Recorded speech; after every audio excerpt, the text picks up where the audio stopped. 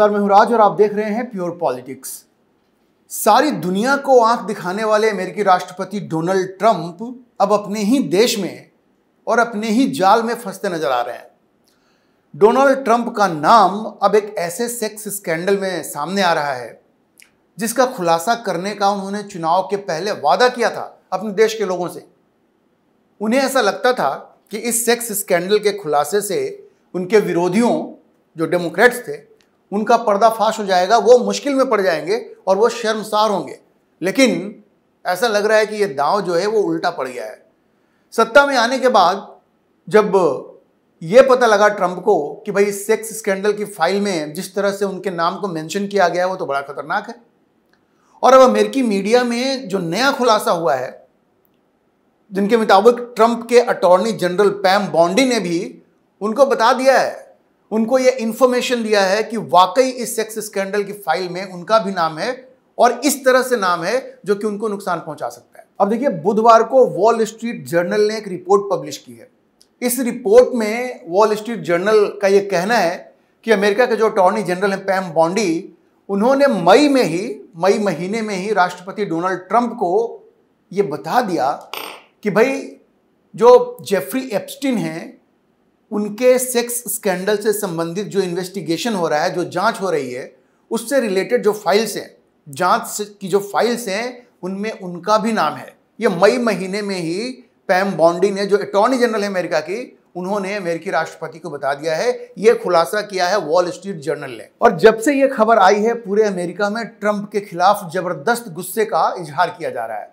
यहां तक कि उनके अपने ही समर्थक, विरोधी तो कर ही रहे हैं, उनके अपने समर्थक भी उनके इस्तीफे की मांग कर रहे हैं। उनका कहना है कि भाई इस आदमी पे क्या भरोसा है, ये तो कह रहा था कि इस फाइल से हम विरोधियों को बेनकाब करेंगे, अब तो उसके ही फंसने की बात सामने आ रही है। और देखिए हुआ क्या है कि जब ये वॉल स्ट्रीट जर्नल में ये खबर छपी, उसके बाद व्हाइट हाउस से जब पूछा गया तो व्हाइट हाउस ने इसको डिनाई नहीं किया। व्हाइट हाउस ने एक मिक्स सिग्नल दिया है। उसने माना भी है लेकिन कुछ और भी कहा है। पहले तो उसने कहा, जब शुरू में खबर आई तो कहा कि फेक न्यूज है, ये खबर सही नहीं है। लेकिन बाद में रॉयटर्स एजेंसी का ये कहना है कि व्हाइट हाउस का एक ऑफिशियल है, उसने ये बताया कि भाई देखिए, एडमिनिस्ट्रेशन इस बात को डिनाई नहीं कर रहा है कि फाइल्स में कुछ जगह, या इसमें बहुत सारी फाइल्स हैं इन्वेस्टिगेशन की, कुछ फाइलों में ट्रंप का नाम है, लेकिन इससे ट्रंप का कोई अपराध जो है वो साबित नहीं होता है। अब सवाल ये उठता है, उनके समर्थक भी पूछ रहे हैं कि दोषी हैं कि नहीं है, भाई ये तो बाद में पता चलेगा। जो पूरी फाइल्स है उसको तो रिलीज करो। जो तुमने पहले कहा था कि जेफरी एप्स्टीन से जुड़ी हुई जो भी फाइलें हैं वो हम रिलीज करेंगे, तो वो क्यों नहीं रिलीज कर रहे हो? वो रिलीज करो, बाकी लोगों को देखने दो कि इसमें कौन दोषी है कौन दोषी नहीं है। लेकिन डोनाल्ड ट्रंप की सरकार अब उन फाइल्स को रिलीज नहीं करना चाहती है, जबकि चुनाव के पहले उसने ये वादा किया था कि हम सारी फाइल्स को रिलीज करेंगे। क्या वजह है इसकी? अब इससे पहले कि मैं आपको यह बताऊं कि पैम बॉन्डी के इस तथाकथित खुलासे, चूंकि वॉल स्ट्रीट जर्नल ने खुलासा किया है जिसको रॉयटर्स ने कोट किया है, इसके बाद अमेरिका में किस तरह से ट्रंप की स्थिति खराब हो रही है मैं आपको बताऊंगा। लेकिन उससे पहले मैं आपको यह बताऊं कि ये सेक्स स्कैंडल है क्या, ये जेफरी एप्स्टीन फाइल्स है क्या। देखिए, जेफरी एप्स्टीन जो है ये एक ऐसा व्यक्ति था जिसके ऊपर यह आरोप था कि वो सेक्स ट्रैफिकिंग करता है। वो लड़कियां सप्लाई करता है बड़े बड़े लोगों को, और इसमें कई बड़े लोगों का नाम रहा है। इसमें आप ये समझिए, बिल क्लिंटन का नाम रहा है, जो पूर्व राष्ट्रपति हैं उनका नाम रहा है। इसमें बिल गेट्स का नाम रहा है, जो माइक्रोसॉफ्ट के ऑल इन ऑल है, जिन्होंने माइक्रोसॉफ्ट की स्थापना की, उनका नाम है, बिल गेट्स का नाम है। बहुत सारे लोगों का नाम है इसमें। और जब उनका नाम, जब जेफरी एप्स्टीन पे ये सारे आरोप लगे, और ये भी मैं आपको बता दूं कि जेफरी एप्स्टीन के बारे में कहा क्या जाता है कि वो डोनाल्ड ट्रंप के बड़े करीबी मित्र थे। दोनों की बहुत सारी फोटोग्राफ्स हैं साथ में, जो आप मीडिया में देख सकते हैं। अब डोनाल्ड ट्रंप का कहना है कि भाई वो हमारे दोस्त थे लेकिन हम इस अपराध में शामिल नहीं थे। इसके बारे में आपको विस्तार से बाद में बताऊंगा।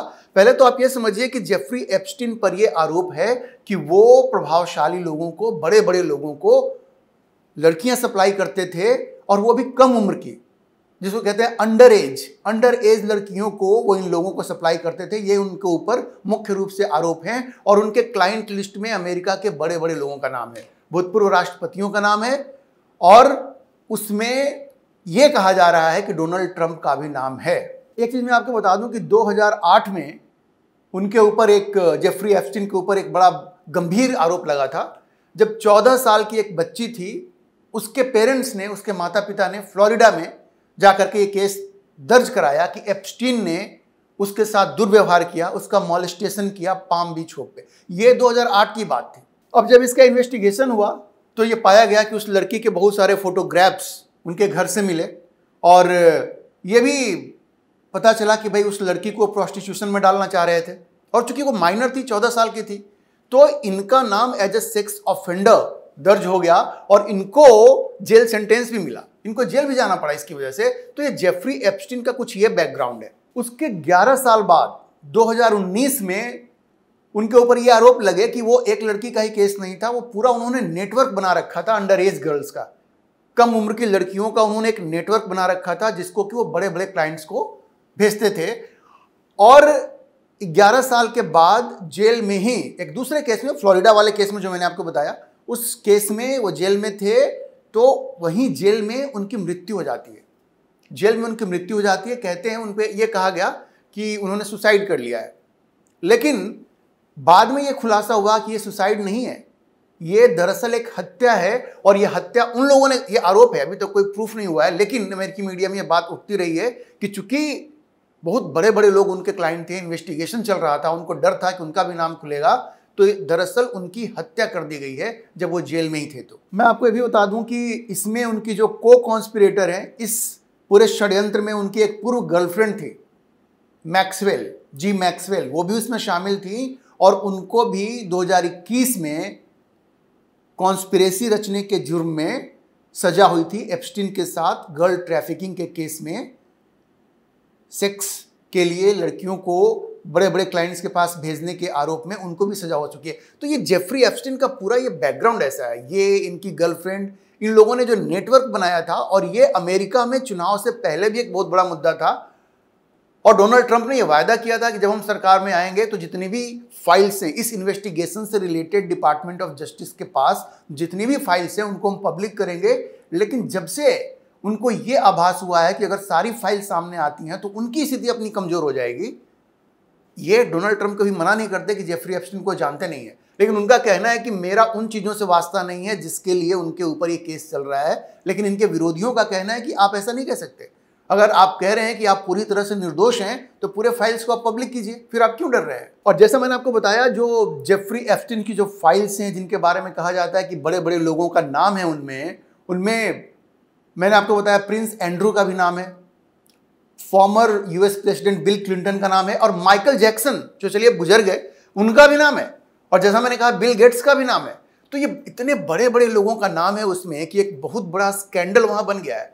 इसमें कहते हैं कि 900 पेज में विक्टिम्स का एक नाम है, जिन लोगों को इन लोगों ने शिकार बनाया इसके लिए, वो 900 पेज में वो नाम है। ये बहुत बड़ा स्कैंडल है और इसका इन्वेस्टिगेशन इतने लंबे समय से चल रहा है कि पूरे अमेरिका में ये बात उठ रही है कि पूरे फाइल्स को आप पब्लिक कीजिए, ये पता चले कि किन किन का शोषण हुआ और इस शोषण करने में कौन कौन सारे लोग थे। एक बात मैं आपको बता दूं कि जब बिल गेट्स से इस बारे में पूछा गया, उन्होंने ये कहा कि भाई देखिए, एप्स्टीन के साथ मेरे जो संबंध थे वो मेरी गलती थी।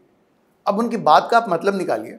उनका कहना था कि ये मेरी गलती थी और ये एक मिस स्टेप था, क्योंकि हमें ये लगता था कि उसके साथ मिल करके हम जो है ना ग्लोबल हेल्थ फिलैंथ्रोपी, चूंकि हेल्थ सेक्टर में काम करते हैं, तो समाज सेवा जो वो कर रहे थे, उनको ऐसा लगता था कि एप्स्टीन के साथ मिल करके वो दुनिया भर में समाज सेवा करेंगे। बताइए, जो व्यक्ति इतना बदनाम है उसके साथ मिल करके आप समाज सेवा करेंगे?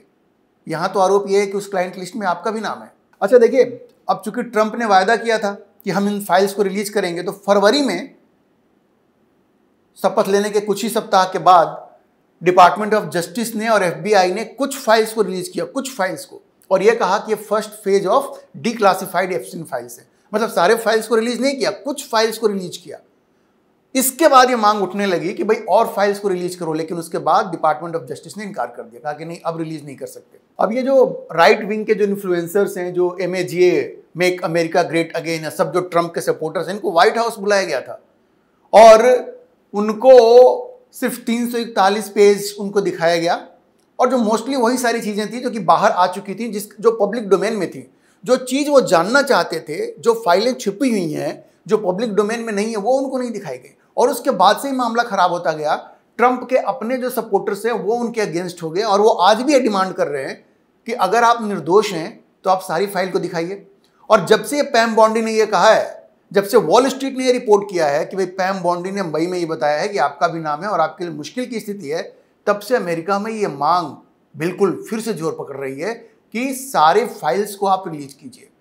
और जो राइट विंग में एक सेक्शन ऐसा भी है जो ये मानता है कि चूंकि डोनाल्ड ट्रंप इतने कॉन्फिडेंट नहीं लग रहे हैं कि सारे फाइल्स को रिलीज करें, इसलिए उनको इस्तीफा भी दे देना चाहिए। अमेरिका में अब ये मांग उठ रही है और ट्रंप के सपोर्टर्स के द्वारा ही उठ रही है। विरोधियों की तो आप छोड़ दीजिए, ट्रंप के सपोर्टर्स जो हैं वही अब उनके इस्तीफे की मांग कर रहे हैं। और जैसा मैंने आपको बताया, जुलाई में डिपार्टमेंट ऑफ जस्टिस ने और FBI ने कह दिया कि भाई अब हम ज़्यादा फाइल्स रिलीज नहीं करेंगे, जो करना था वो हमने कर दिया, अब हम ज़्यादा नहीं करेंगे। और यही शक की सुई इसी वजह से ट्रंप की तरफ मुड़ रही है कि अगर वो निर्दोष हैं तो सारे फाइल्स को रिलीज क्यों नहीं कर रहे हैं। और जैसा मैंने आपको कहा, ट्रंप और एप्स्टीन दोस्त रहे हैं, ये सारी दुनिया जानती है। उनके बहुत सारे फोटोग्राफ्स हैं साथ में, तो इसलिए उनकी दोस्ती पे कभी ट्रंप ने भी ये नहीं कहा कि उनकी दोस्ती उनसे नहीं थी। 2002 में ट्रंप ने एप्स्टीन को कहा था कि ये टेरिफिक गया, कि वो शानदार व्यक्ति है।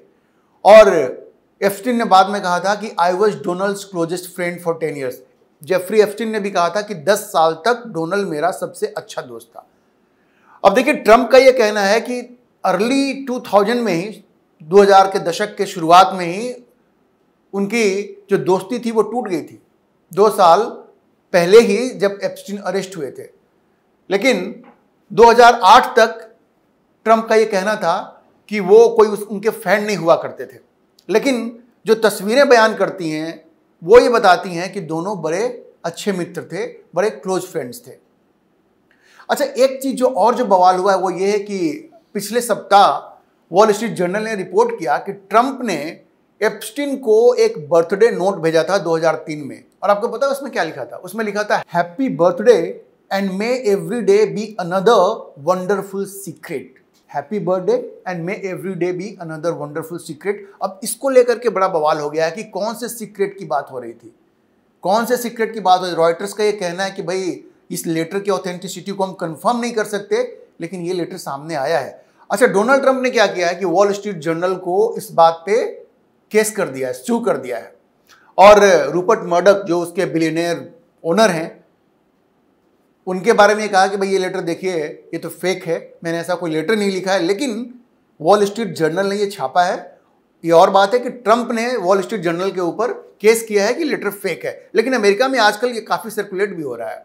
और मैंने जैसा आपको बताया, 2008 में एप्स्टीन ने अपना अपराध, प्रोस्टिट्यूशन चार्ज का अपराध, वेश्यावृत्ति में लिप्त होने का जो चार्ज है वो उन्होंने स्वीकार किया था 2008 में, और उनको 13 महीने की सजा हुई थी।